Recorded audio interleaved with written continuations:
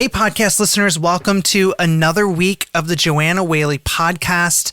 We're so glad you joined us this week, and happy Pride. Today is the first midweek episode that we are going to have all month long. I'll be doing interviews with guests. But before we start that, if you are an LGBTQ person, or maybe you're a parent of a kid who identifies as LGBTQ and you need spiritual support, you can go to patreon.com/Joanna Whaley. That's patreon.com/Joanna Whaley. And right now we have tons of people that are beginning to build community through that app.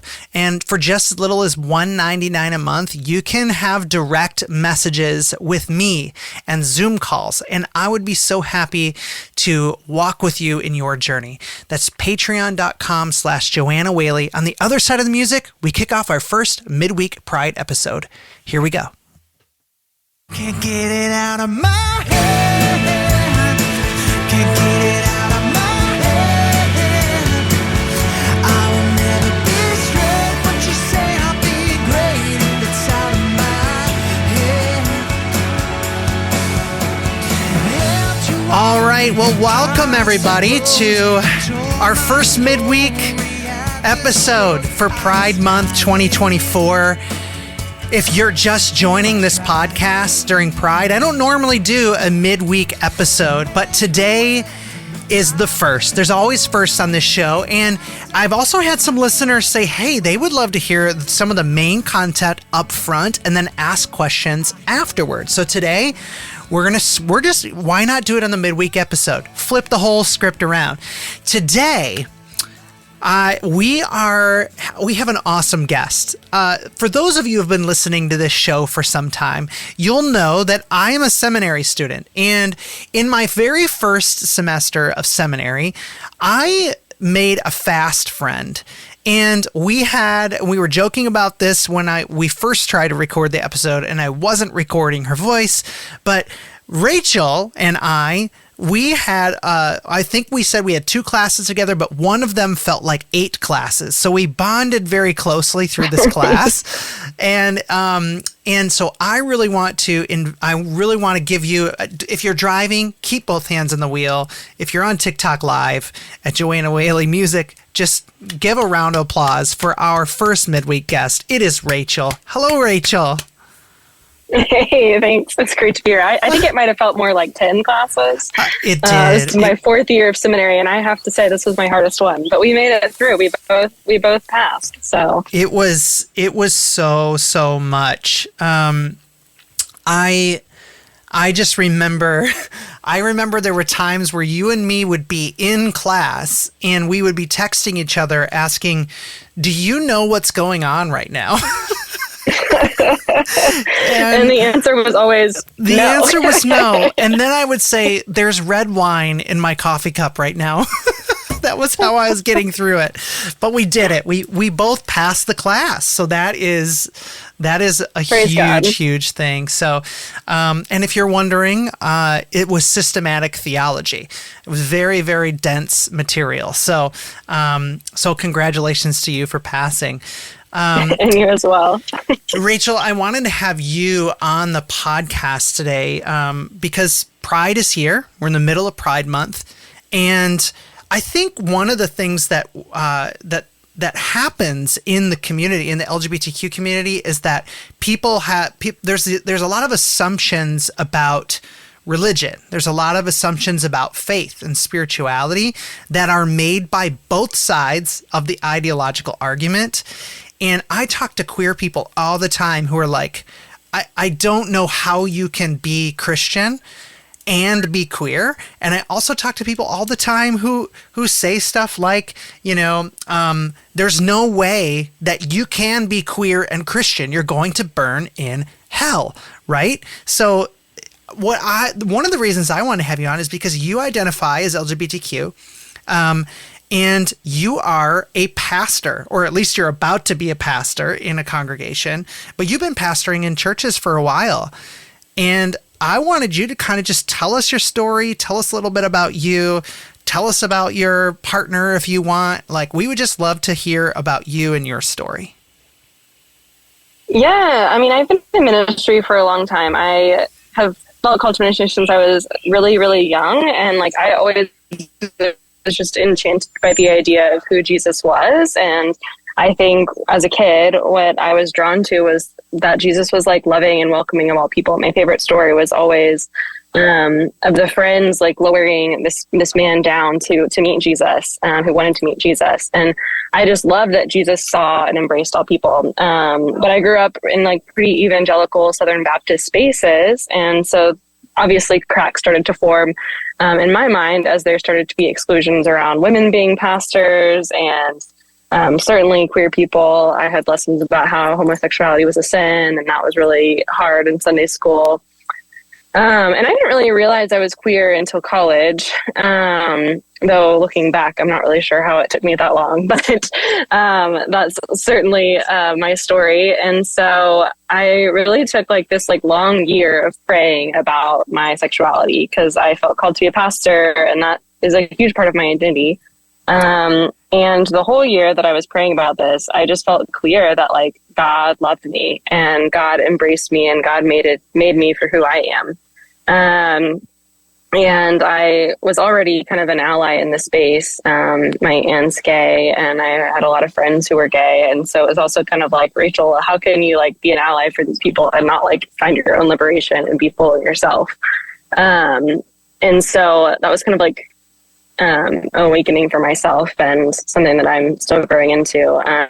But yeah, I started at Duke Divinity School. Maybe that was like 4 years ago now, and was in seminary there and got to work at a lot of really awesome churches and do a lot of ministry on like helping churches become affirming in one church. And then I think at the church that I work at currently, I got to learn a lot about what it means to be a pastor. And hopefully in a year, I'll be eligible for ordination, pending one big interview with the Lutheran Church. They have lots of processes, but in the meantime, I get to keep doing ministry next year in DC.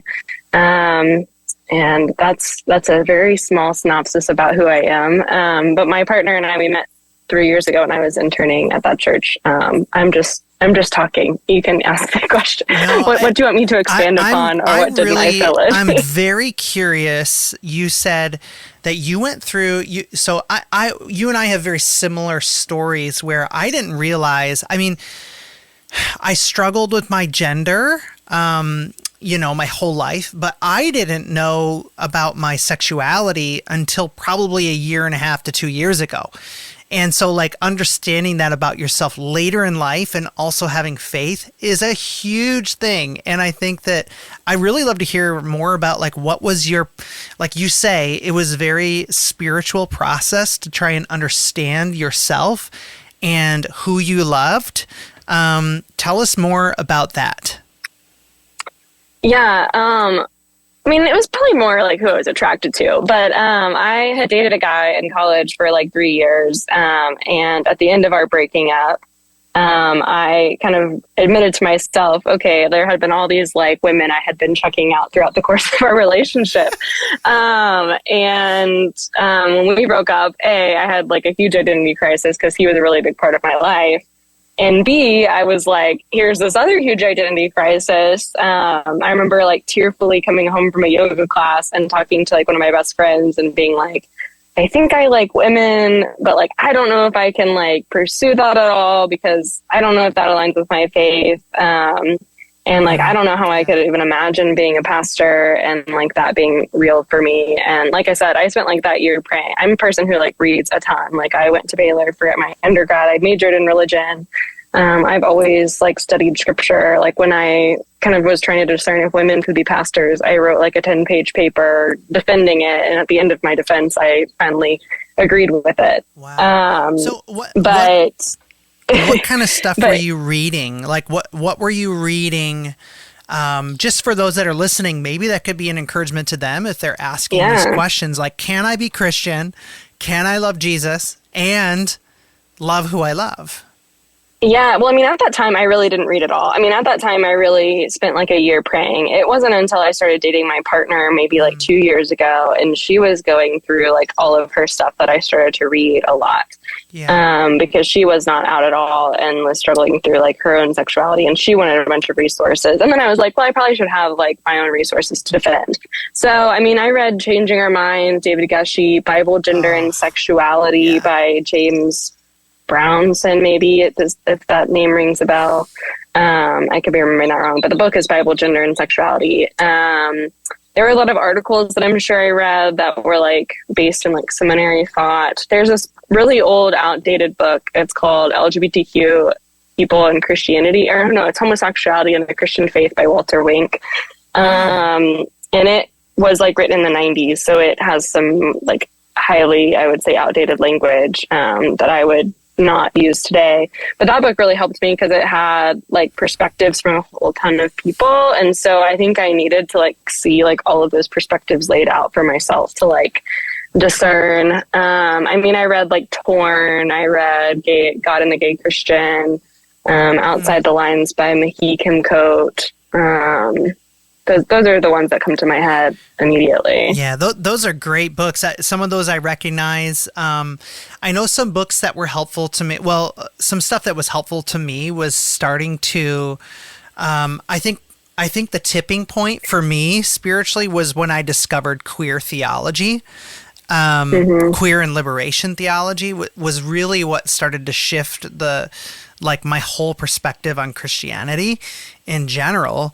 And, you know, and I think it's important too for us to understand, like, you know, and probably I come from, and I don't know if you did, but like I came from like the megachurch world that was very, hey, here is how Christianity is, and anyone who disagrees with this is the enemy. And I think when I started to understand, oh my gosh, there's sects of Christianity that believe different things, and every single one of them believe that their version is right. And like that, that was really helpful for me. You know, and so I'm curious, like, what have you seen? Like, I'm sitting here right now, and for listeners that watch and listen to this podcast, every time I record, you know, this podcast is live up on TikTok. You know, people are interacting. I'm watching right now. I'm watching a spiritual debate happen inside of the comment section. Like, I'm watching people right now say that I'm going to burn in hell. And there's lots of scriptures that are thrown around. But here's my question to you is, how do you navigate what is, you know, spiritual bullying? How do you navigate when you hear scriptures that you know and you've studied? How do you process through when you hear stuff like this and you know, you've heard it your whole life? So how do you square the kind of, you know, opposition you get from faithful people who are, you know, in their sect of Christianity, they're considered faithful Christians? How do you square and how do you navigate as somebody who's a pastor and a lesbian? Like, how do you navigate the bullying spiritually? Yeah, I think I have a lot of boundaries, so I don't always engage in it. Like, I think from queer people who are like wrestling with their own identities, I am always willing to like engage and like help walk people through things. But B, like, I don't really engage conversations when my identity is like not being treated with kindness, because I think the core of who Jesus is and the core of what Jesus is embracing people and loving people. Yeah. And I think if people aren't going to start from that standpoint, then like I can't enter that conversation either. Yeah. It doesn't mean I don't love them. It doesn't mean I'm not praying for them. I think it just means that if they can't see me in my fullness, then we don't have space to talk. Right. But when I do like have conversations with people, when there is like some level of respect and more curiosity happening, I mean, I have like such a different view of scripture than I think I used to. Like, I used to believe that the Bible was inerrant. I used to believe that like Moses like received like the Pentateuch or the first 5 books of the Bible, like on a mountain. I don't believe those things anymore.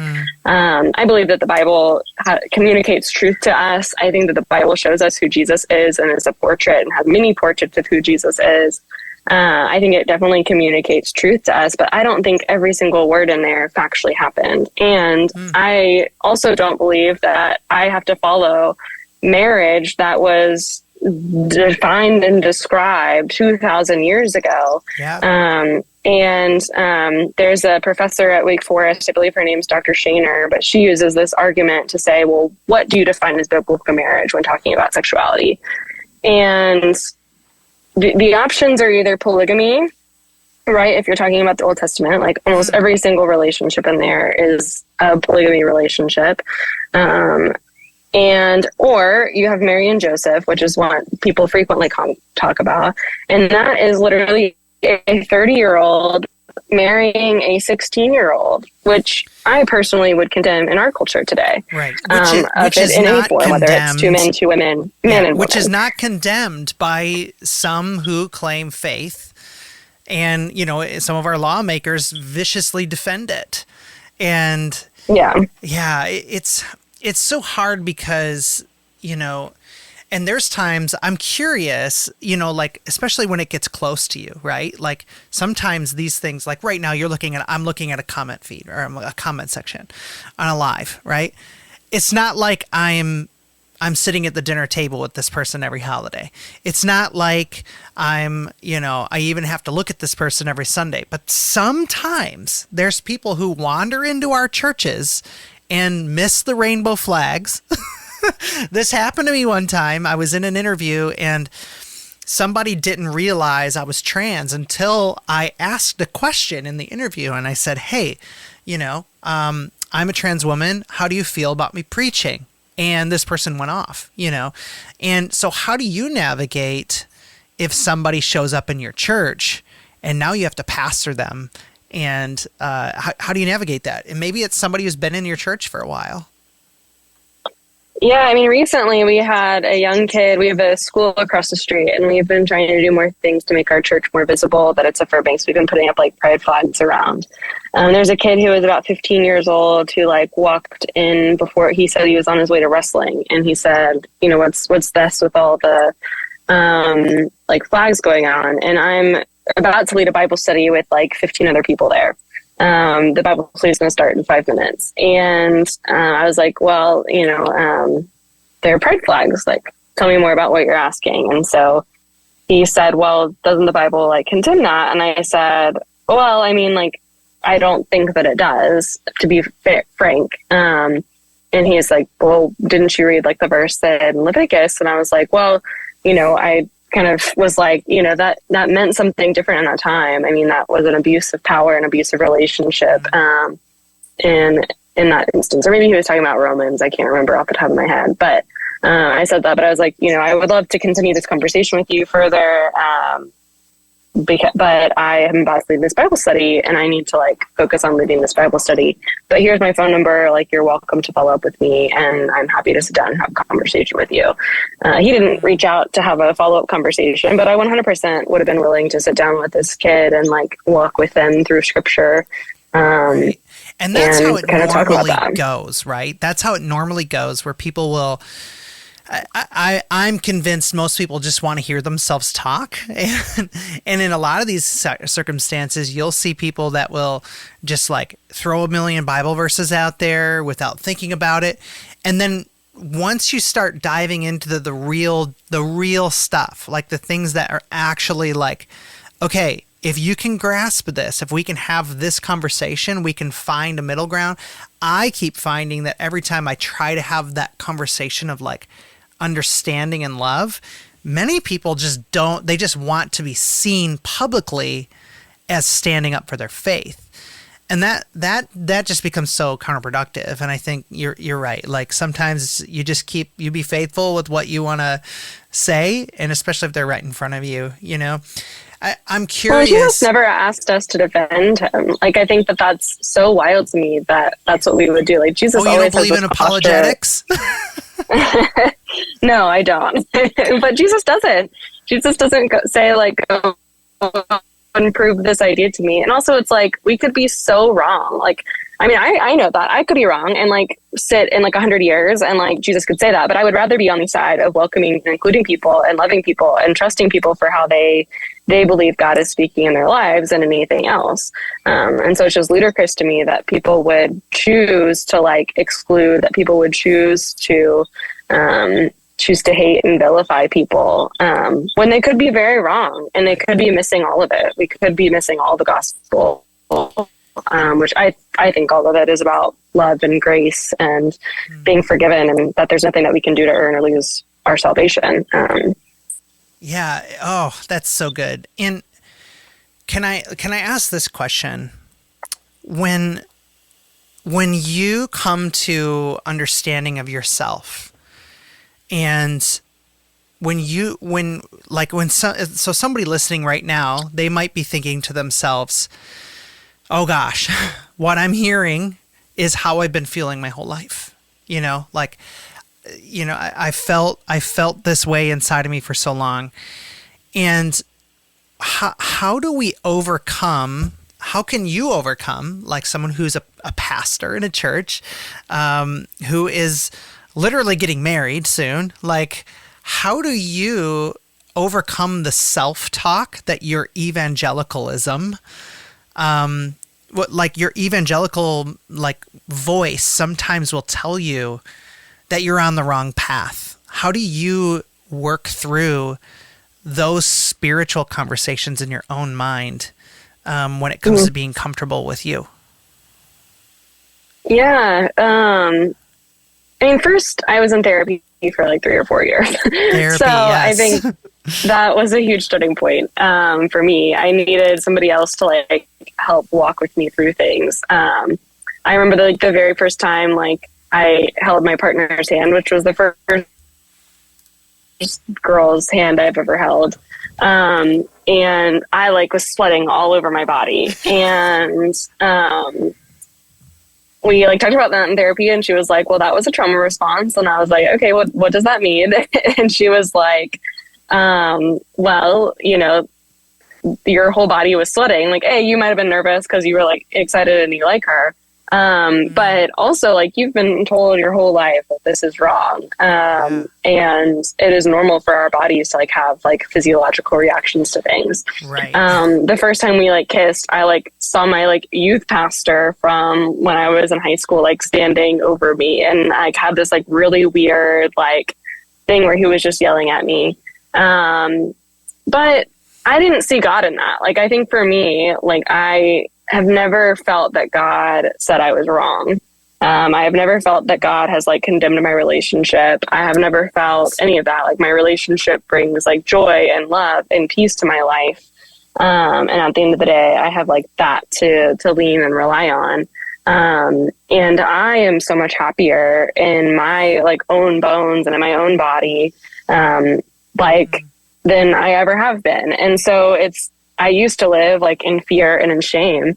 And I really believe that the freedom that we have in the gospel like releases us from that fear and shame and allows us to live in the fullness of life. I think I finally have gotten what it means to be a Christian in my queerness and in being able to live expansively, and to grow into who God has made me to be. And so I just want to keep growing and keep expanding in that. Yeah. Tell us more about how how does queerness help you experience your faith in a better way? Like help me, help the people listening understand that.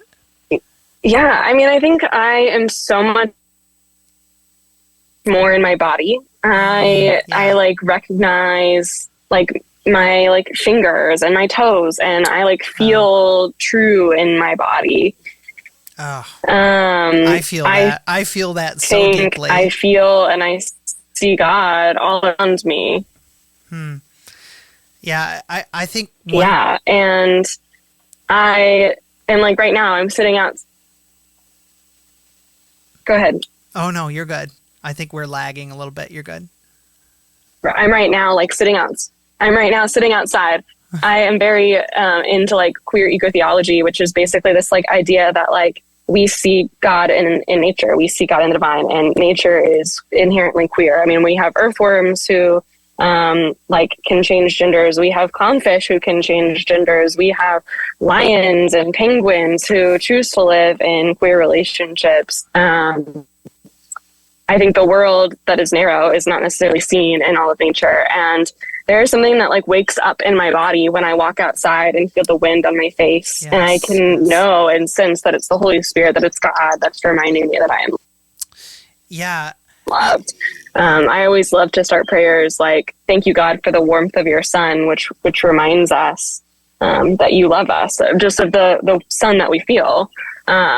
And I think that like connection to my body, that connection to like queerness has enabled me to connect to nature and to connect to God in so much bigger ways than I ever did before.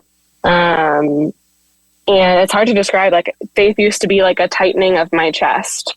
It used to be a list of shoulds and do nots. It used to be constraining.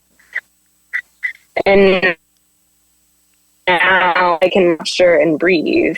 Yahweh, which is the name for God, literally is part of our breath. And I think breathing freely, if you breathe in Yah and then breathe out way, you hear that patterning.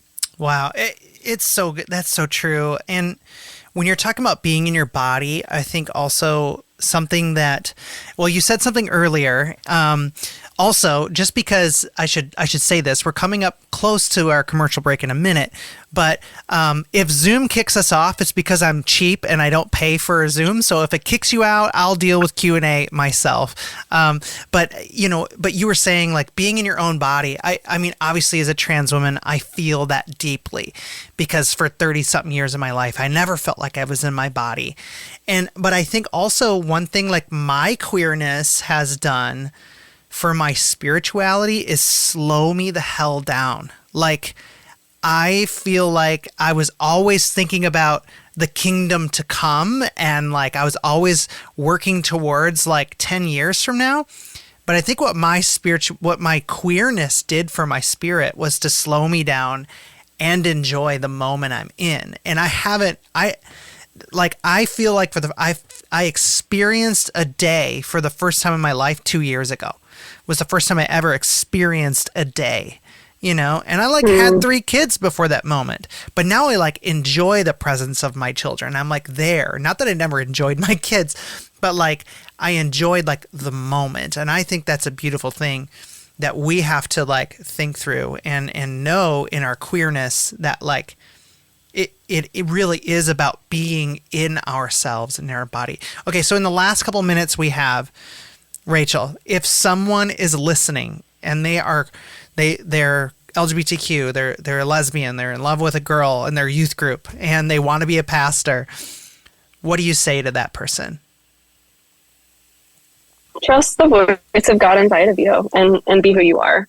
I don't think there's limits. My pastor is a woman who is married to a woman. They have a baby, and she's been a pastor for 2 years. I'm not quite a pastor yet, but I'm in process, and I will be in a year probably.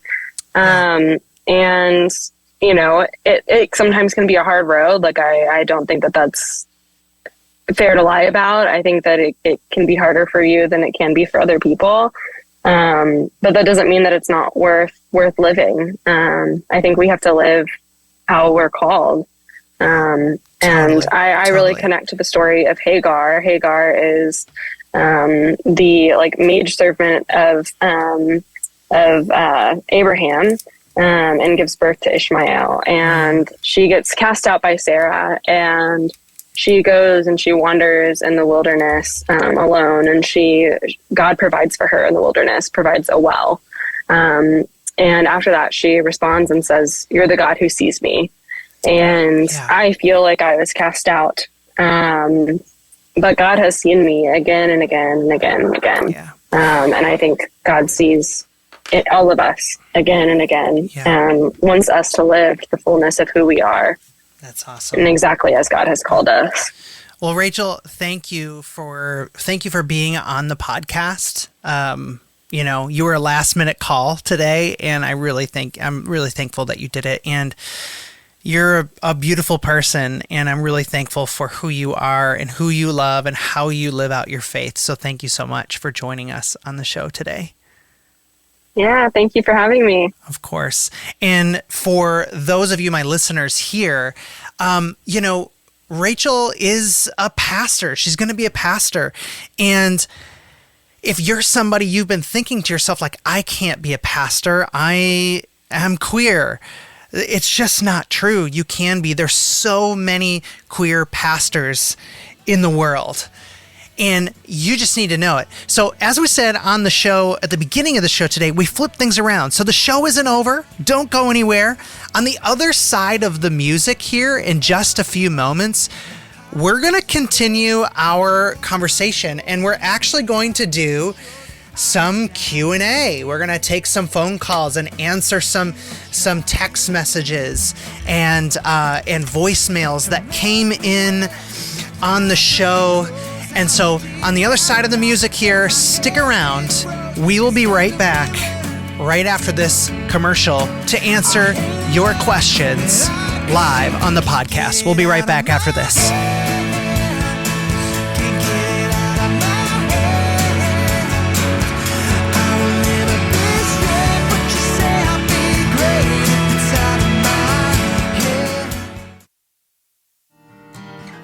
Hey listeners, happy Pride Month. If you are a queer person and you this Pride Month are looking for a community of people to do life with and to grow spiritually with, even if that seems like something you've never been able to do before, you can do that right now. If you go to patreon.com/Joanna Whaley, you can join a whole group of LGBTQ people and allies who are trying to navigate this spiritual journey in step with their queerness. So do yourself a favor this Pride Month and go to patreon.com/Joanna Whaley. You can join for as little as $1.99 a month, all the way up to $9.99 a month, and join a community and have one-on-one conversations with me all the time. Happy Pride Month. We would love to see you in our community. Patreon.com/Joanna Whaley. Can't get it out of my head. Can't get it out of my head. I will never be straight, but you say I'll be great if it's all right. Well, welcome back, my friends, to the podcast. What an awesome interview. What a great time when we had Rachel here on the show. And so we flipped things around on the show today. And what we're doing now in the second part of our podcast episode is we're doing live Q&A. Now, believe it or not, people text the show and people watch the show. Right now, I'm seeing someone from Australia following along on TikTok Live. So welcome all the way from Australia. I am constantly shocked by the scope and the reach that this show gets and my lives get. So thank you for being a part of this, Kurt. I see you all the way from Australia. We've had listeners from London. We've had people from all over the country. But today I want to first begin with a text question that came out just the other day. It says this: Hey Joanna, happy Pride. I need some advice on how to be comfortable being LGBTQ. That's an interesting question, and thank you for your question. They didn't leave a name, an anonymous texter. But you know, this idea of being comfortable being LGBTQ. I'm somebody, I've been out for 2 years. I can't tell you that you're always going to be comfortable. There's going to be new situations that come up. There's going to be moments where you feel like you're constantly coming out to people. But I think this is just something with time. I remember when I first came out as trans, I was like a little bit like, I mean, here I am. I'm wearing a dress. I have no pants on for the first time in my life. I'm like, oh my gosh. It took me a minute to get used to that. Another thing is like when I started to figure out, oh, I'm bisexual. Like, it took me a minute to get comfortable on dates with men because my whole life I had always dated women. So my answer to this question hey, I'm not exactly sure if there's like a timeline. It just is something that happens over time. Next question that came in, if you're listening live on TikTok, go to Joanna Whaley Music on TikTok and you can follow on live.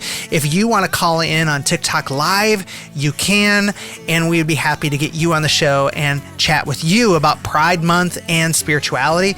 I'm going to go out to another text that came in this week. This one right here, Joey from Tulsa, Oklahoma says this. Hey, Joanna, I'm a student in a Christian college and have been coming to understand I may be gay. I'm going to be a sophomore this fall, but I'm afraid of coming out because I would get kicked out of my school. I also know I cannot stay in the closet for 3 more years. What advice would you have to someone in my position?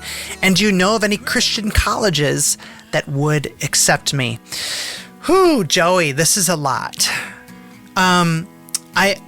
As someone who lived in Oklahoma, I can speculate at the schools in Tulsa, Oklahoma that are very conservative. They're there. I know which one you're talking about. Obviously, I'm not going to say it here on the show. But I really, this is so hard because you're getting a degree, you're working towards something, but your school will never be accepting of you. And here's one thing I will say. Your school isn't safe. I hate to put that out in the universe, but your school is not safe. I've had time and time again people that I talk to who are in Christian colleges and they're queer and they think that they can be the advocate on their campus, but the reality is that most of the time these schools can and do retaliate against queer students. My advice is find a way to find a school that's accepting and potentially transfer if you can't make it 3 more years. Now, there's some people who stay in the closet for long periods of time because that's just the timing it is, and that's okay. So like if you have to wait 3 more years, that is a valid reason to stay in the closet. It stinks, and I hate the fact that you have to. I hate the fact that you even have to think about staying in the closet for 3 years. That is an option. People do it. I held my transition. Once I understood that I was trans, I held my transition for an entire year because of the timing. So if you're in a Christian school, my advice would be to look for, you could literally Google seminaries who are accepting of LGBTQ people. So, this is really, really important. ELCA, Evangelical Lutheran Christian Church of America, that's the denomination I'm in, and you have to make sure that is an affirming seminary. A lot of times, if you just call a seminary and ask for the admissions department and just ask the question. When I was interviewing and I applied to many schools, and I got some schools that told me, no, I'm so sorry, we do not admit LGBTQ students. You just ask the question directly. If you're watching on TikTok Live and you're listening to this podcast, you can always go to TikTok Live, Joanna Whaley Music, and follow along whenever I record live. And if you are watching live, feel free to join the conversation. Would love to have you join in on this conversation with me today. And we could have a chat. We can have a whole conversation if you would like, and join a conversation and ask questions of me live on the podcast. Another question that came in this week. Here's another one. This is a good one. Jenny from Boston, Massachusetts says, I'm recently out as a bisexual man. Okay, I'm recently out as a bisexual man, and my mom, who is extremely religious, told me I better not bring any of my boyfriends home. Can you give any ideas of how to get her to be more accepting? Oh, Jenny, I am really sorry that this is your reality. It's really hard when family cannot accept you for who you are and who you love. It's awful. And I've experienced this. I know many people who have experienced this. The first thing is remember that you are still their kid, and it isn't your responsibility. It isn't your responsibility to get your parents to accept you. That is a parent's job. I am a parent myself, a parent of 3 kids. I don't talk about them much publicly, but me as a parent, it is my job to build relationships with my kids. And if there's something I don't understand about my children, it is not the role of a parent to dig their feet in and reject you. A parent's job is to grow and understand their kids no matter what.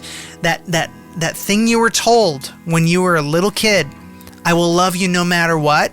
It's time for your parents to live up to that. Now, if your parents won't do it, this is where the concept of chosen family, and it's a difficult conversation. So many people go through this, and also therapy.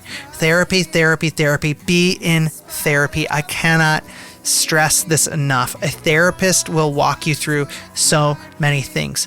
If you want to go to patreon.com/Joanna Whaley, and if you need more spiritual ideas and spiritual conversations about this, go there and join me. Patreon and be happy to do that for you. If you're listening live right now on TikTok Live, you can go to Joanna Whaley on TikTok, Joanna Whaley Music, and join the live conversation. And if you're listening right now and you want to chat with me live on the podcast, just hit the button that says request to join, and I would be happy to get you on the show and talk live on the podcast.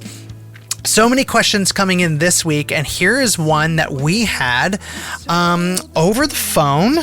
Let's see if we can get this up here. Here we go. Hey, Joanna. This is Fiona Rolfe in West Palm Beach, Florida, and I was calling to ask you a question about your thoughts on the Pope's decision to not bless same-sex marriages, but still bless like the individual.